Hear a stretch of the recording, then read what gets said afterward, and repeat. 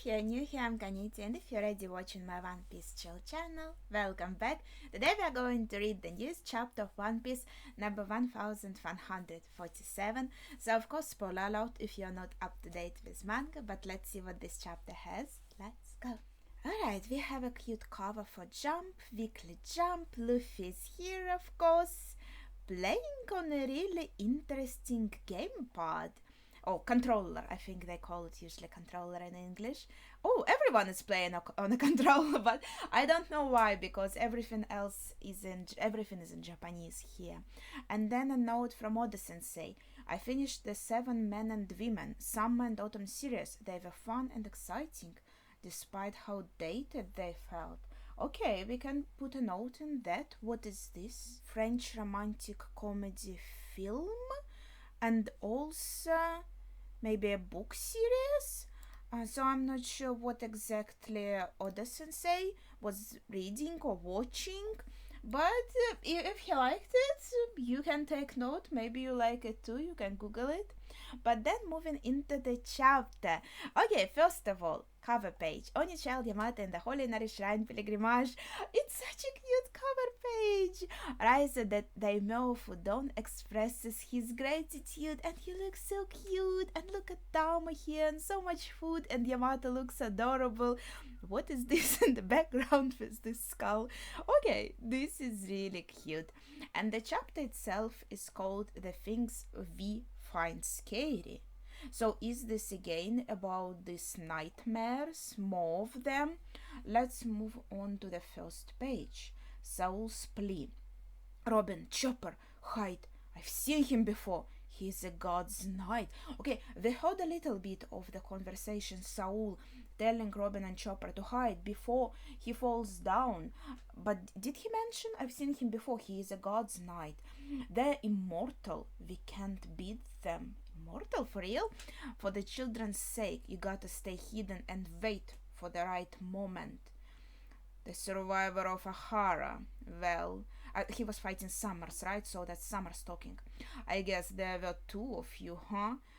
The Marines sure dropped the ball there. Aside from Robin, there was also you. And thankfully he is still alive. As we can see, there is thought bubble.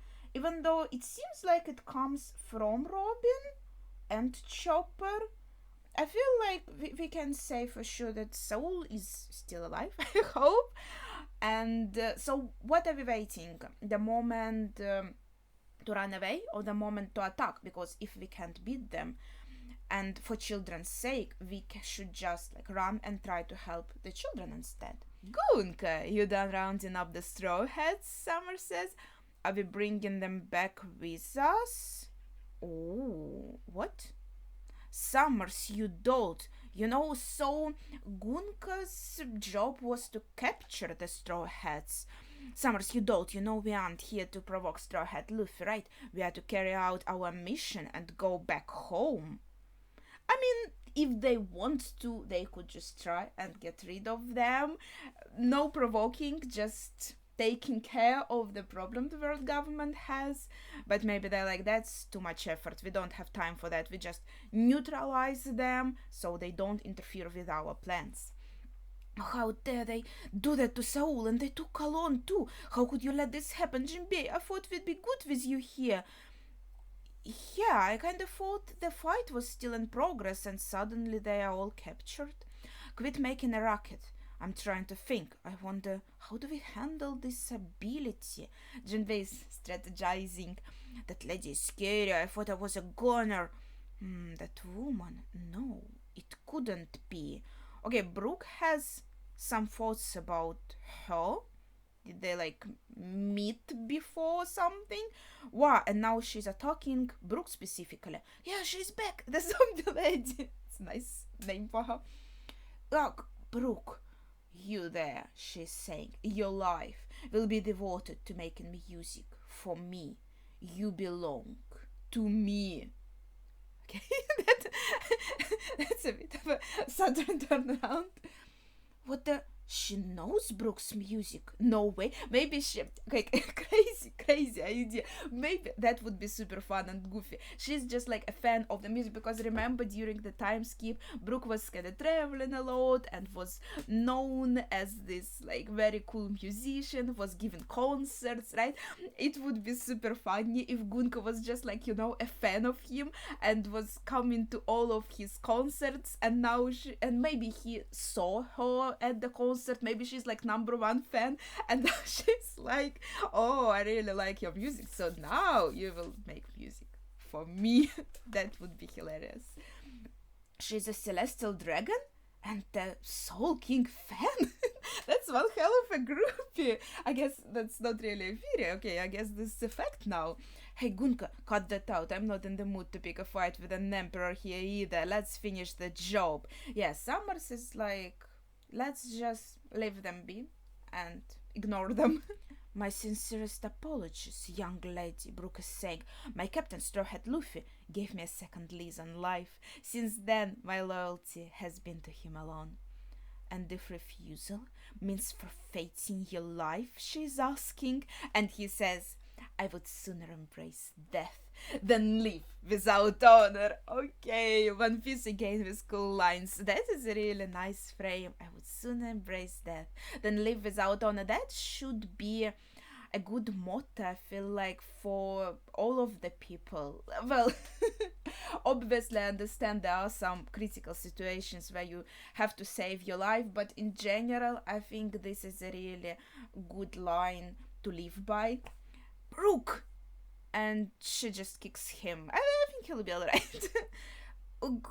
Oh, wait, is she? Did she also sustain some damage from somewhere? Maybe from the fight with us before? There is some lasting damage. Brooke! We good, Quillingham? Yeah, go ahead. Okay, meanwhile, they're continuing with the plan. Ahem, can you hear me? Warriors of Elbaf. And yes, we remember Quillingham found that huge snail that transmits information to the whole island. So that's what we are doing right now. I guess making like a bargain, maybe. Like, we have your kids. You follow like our terms, and we will not harm the kids then. Who's that? A transmission? Wait, who is that though? The Jack or Pumpkin, or how it is called. What is it? Doesn't look like a nightmare or anything. There's just what is this? Let me know in the comments if you have any idea. I'll bet by now you are feeling the pressure from all the abnormalities. This is our handiwork. Okay, I think Summers here is... This is kind of funny. So Quillingham is holding the snail in which Summers is talking. And that snail is near the huge transmission snail. And so, like... This is quite a fucked up way to do it. Okay. I'm the dagger of the Holy Land Marijoa.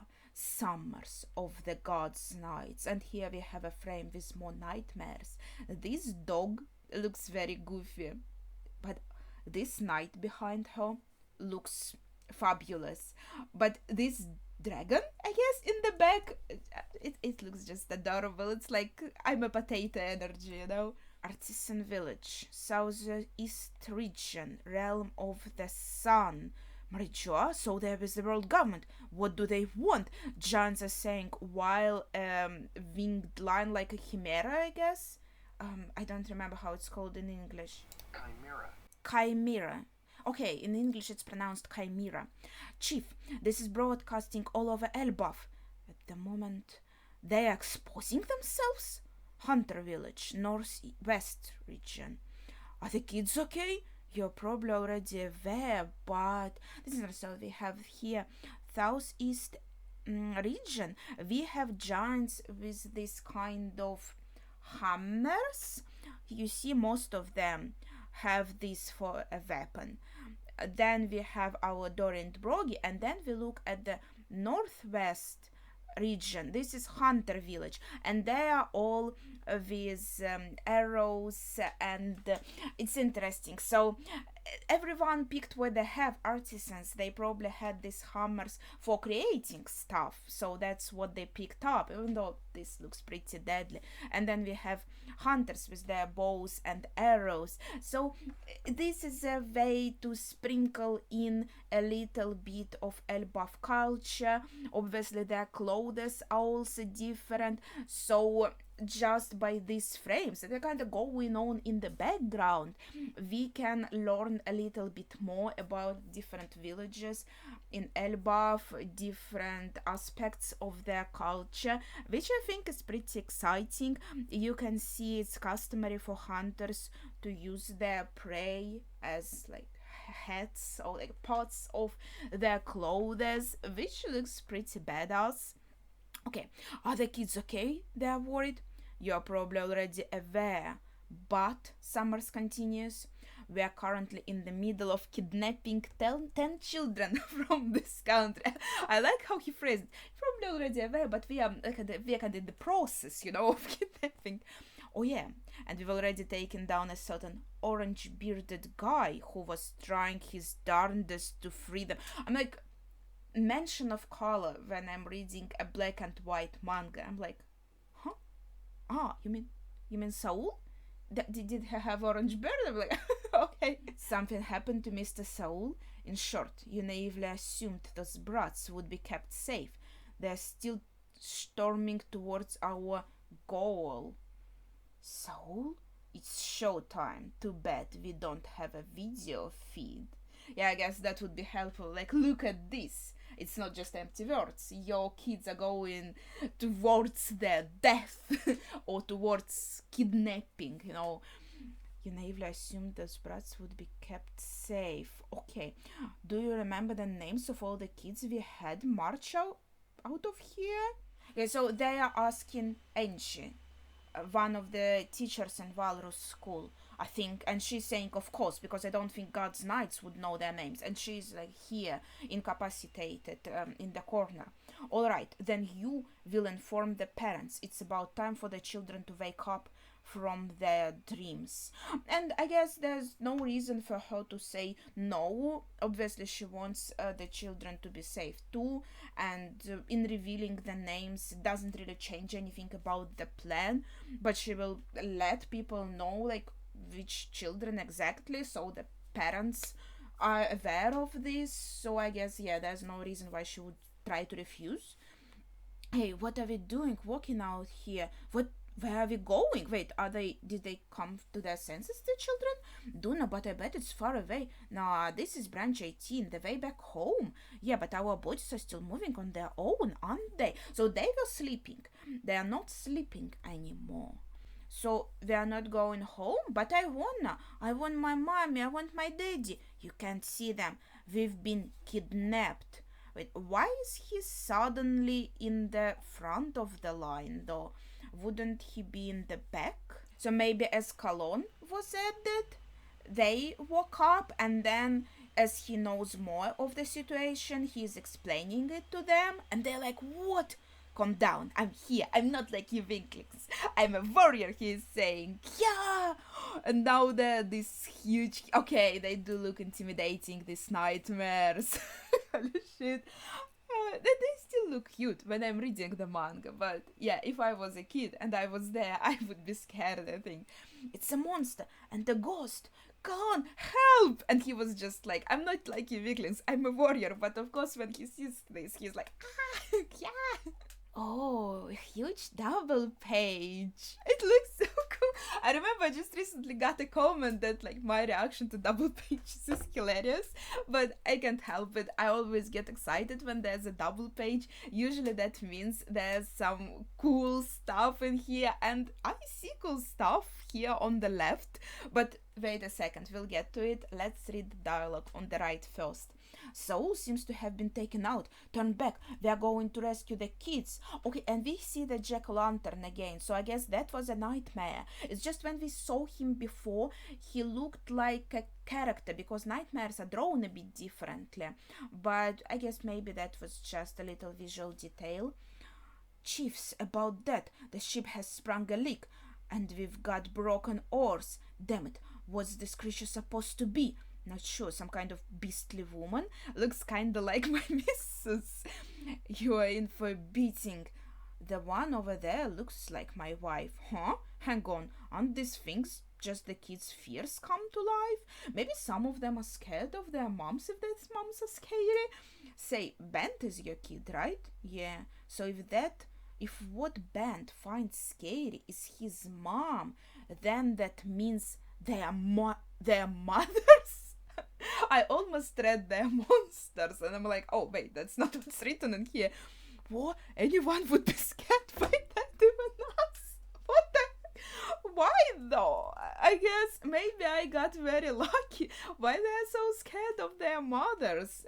My mom is like an angel, a cinnamon roll, a little flower. I wouldn't be scared of her, but I guess, yeah, that's different for everyone. And there's this panel. I think it looks pretty cute. I thought the woman in the dress with flowers kinda reminds of Lin Lin a little bit. So I thought, okay, maybe like if kids on Elbaf heard about Big Mom and they kinda know how she looks and they might be scared of her if they heard maybe some stories about her, and so that's why she's one of the monsters. But turns out, no, these are just these very, very scary mothers. I guess they're very strict, and holy shit, yeah, they do look intimidating.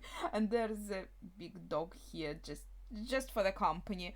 Yeah, we can't do this. Our spirits aren't strong enough, guys. Come on. Holy shit.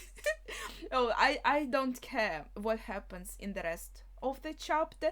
This is my favorite moment, like this part of the double page, and like the reactions of the giants, just fucking priceless. I love this. Holy shit. Okay, let's move on. I can always look at it more later. I'm sorry for always going out drinking, Mom. I should have forgot. I shouldn't have forgotten to take out the trash. Oh my gosh. Okay.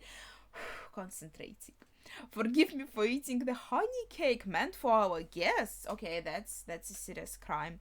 Chiefs, this is bad. The island clouds have drifted away. We are going down. Okay, that attack was too strong. Look at the ghost here on the right, on the first frame. He's even scared. He's like, what the heck? The ship of the mighty giant warrior pirates just crashed. I think this is Summers here laughing. Some strong dream demons got them. The odds seem to only get worse for those brats. I mean, I can't blame him for laughing here. That was hilarious. Let's keep this brief. I'm now addressing the legendary warrior, Mountain Beard Yarul. Okay, he is a very interesting character. Let's see what he is going to say, because he is like our only witness to what happened with the king, and we kind of know that Loki didn't kill the king. We're pretty much sure of it. So he is kind of sus. I don't know, like, I'm not saying he killed the king, but there's something might be happening with him. No, Dorian Brody couldn't have. He can't believe, like, how could they be defeated? Power of mothers, okay? Seeing that the king is gone, you will speak for Elbaf. Okay, so since there's no king and he is like second best, second leader after the king, I'm not sure how to say it. It can't be. The giant warrior pirates crushed Swell? Is this the name of the ship? Is this called Swell? I hope the ships are safe. Let's hurry, replies Warren, holding Frankie like he's a toy. You know, that toy robot you buy in a store and you're like, ha ha ha ha. Our goal is simple, Summers is saying. You giants will serve as our battle thralls. Otherwise, we'll see just how valuable these brats are as hostages. I'm sure you're all curious about the 10 kids and where they're going, right? He's saying, and this is again like a hollow down. Where is everyone? So Quillingham is there where library and school is, with Angie and Principal Kiba. Oh my gosh, these little pictures are so adorable. Ripley and Frankie are here, not far away from Giant Warrior Pirates. Yasan was also with them. Wait, did we see the reaction of Yasan to Mothers? I kinda didn't notice him on these panels. Maybe he's the one who would not be scared and he would save them from these nightmares. Then we have Yarul in West Village here. We have the castle here, the Rainbow Road, the 10 children going through this branch. So they are going towards West Village and the castle, but also towards that road from where they can be kidnapped, I suppose. And behind them, kinda right behind them, we have Summers, Gunka, Saul, and the Straw Hat Crew. Oh my gosh, cuties. Cuties, look at Nami and Robin, so tiny and so adorable. Okay, very insightful. I have the names of the kidnapped children, Angie is saying. The first one is Ylva. She's crying. But I remember Ylva was... Yes, Ylva, my great-great-granddaughter, Lord Yarul. Yeah, it was mentioned before their relationship. Next we have Skadi. We're helpless, he is saying. Olaf, a dream. This is just a dream, Olaf is hoping. Captain, that's my grandson. Wait, really? So Olaf is Oima's grandson. Okay, that's new information. Colleen. I have the worst luck, she's sighing. I really like her design. Her nose, she reminds me of someone, like very heavily. Maybe because of the nose of the girls who were with Frankie. I forgot their names by now, but you know who I'm talking about. In his arc, Mug. I know I'm strong, but I can't stop, he's saying. Ronya, oh my gosh, she's cute too. It's okay, everything will work out in there. Oh yeah, this is the most positive kid here. I love everything about her design, but especially her teeth. This is adorable. These are really cute. Like the girls, especially, I think, especially cute. Well, Mug looks kind of cute too. Like how plump he is. Why did it have to be my daughter? Or this must be Ronya's father. He has the same hairstyle, right? They're on branch 8, right? I'll go save her myself. Didn't they say 18? I'm bad with numbers. There's a cute looking octopus here in the background, and one of the giants is fighting him. Oh yeah, this is a pretty nice like battle going on here in the background. I like this. Bent. Mama's gonna be so mad. Okay, this is definitely the guy who is scared of his mom. Ooh, Joanna or Joanna. I decided to read this as he, so I'll say Joanna. At least you have parents, she's saying. Oh gosh, she doesn't have parents. That's really sad. She is very beautiful. I would even say like her face looks exactly as the face of any beautiful young adult woman in One Piece. So I like Ronya and Colleen's designs more because they look more interesting and unique. But she's very pretty and I love her horns. Her horns are really cool. Bjorn. Just save me at least. He's like, at least save me. I don't care about others. Save me. But I like his head shape. It was just those 9, but later on another was taken because he came to save his friends. Oh, you suck, Bjorn. How could you say something like that? Sorry. I mean, okay, yeah, he seems very selfish, huh? The little warrior, Cologne, he makes 10. Okay, round number. Cologne? Ripley, yeah, that's her son. You heard that, Ripley. Our boy sure is something. Okay, Yasan is here on her palms. So Ripley ran to help. As we saw on the map, she was very close to Giant Warrior Pirates. So she ran in to help. And I guess they're all fine now. And that is pretty cute. We see them together and I'm looking at how different their sizes are, and I'm like thinking how, okay, let's not go there. This isn't the time to brag. Now we'll make our demands. Listen closely. Elbaf. Yeah, serious stuff now. Warriors have no need for schools. Okay, that's a good start. They don't need libraries or their pointless history either. Set them ablaze. Holy shit, what the fuck? And swear your allegiance to us. This is kind of like coming when we went into Elbaf, and it was like, oh, the warriors are living there. It's like a land of warriors. And then we have this kind of setting where they tell us, no, we decided to have this quiet life with schools and libraries and no like hitting or fighting, and we just want to live peacefully, which is fantastic, right? This is the path they want to go through, but now they are being told like, no, fuck that, go back to being warriors and fighting, and that's all. So that is an interesting thing here. If you don't, we are going to kill your kids off one by one. Help, save us. Kids are crying, obviously asking for help. The hell did he just say? We know where the kids are. Let's go save them. I'll smash them to bits. Elder Yarul, the choice is yours, Summers is saying. This is dangerous. I kinda don't trust him. But also, like, if he says something that others don't agree with, I don't think they would just follow blindly. I don't just see that. If he says, for example, fuck the kids, okay, you can kill them off, I feel like their parents would not be impressed, obviously. They would be like, nope.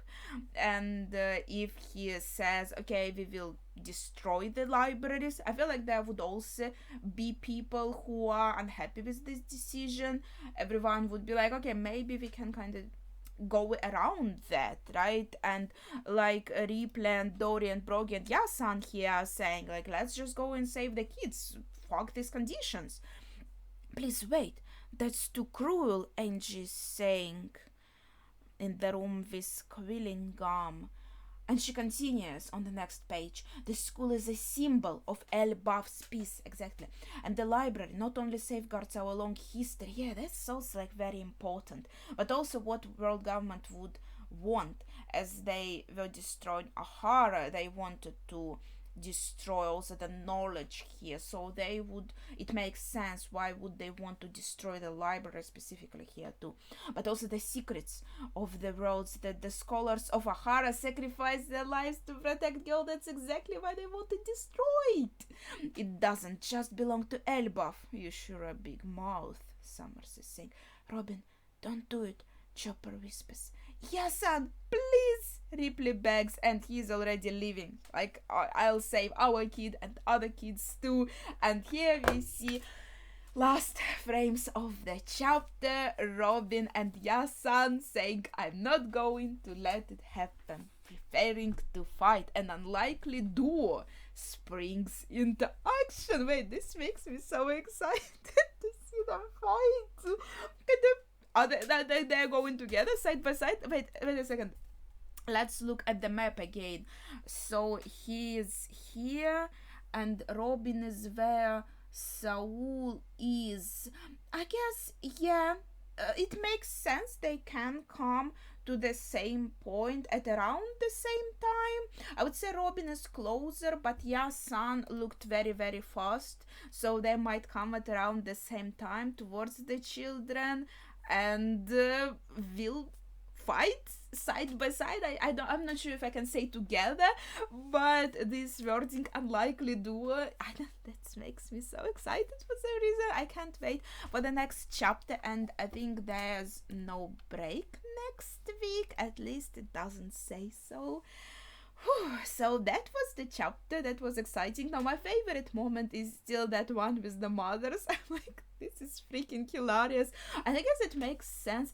You know that I thought of Big Mom because she also has like mom label, right? And here we have something similar, so I guess that checks out. But yeah, that was super funny. And also Gunka being a huge fan of Soul King, being a huge fan of Brooks' music. And that was also like, I would love just to see just one frame of her at the concert, you know, this kind of a flashback. I would love to see that. Maybe in some SBS, if that is happening, I'm kind of not following. There could be, or maybe on some cover page, someone could request this. Like, I really want to see this. But yeah, that was kind of funny chapter. I know some serious things are happening. These children's lives are in danger, but I have hope, I have trust in One Piece that they are going to be fine, especially it's present time, it's not some kind of flashback, so I think they will survive. I am kind of quite sure of it, so I can enjoy how funny the chapter was and all its hilarious moments. They were quite enjoyable. But what are your thoughts on the chapter, and what was your favorite moment? Let me know in the comments down below. But yeah, as I said, that would be it for today, so thank you for watching and see ya.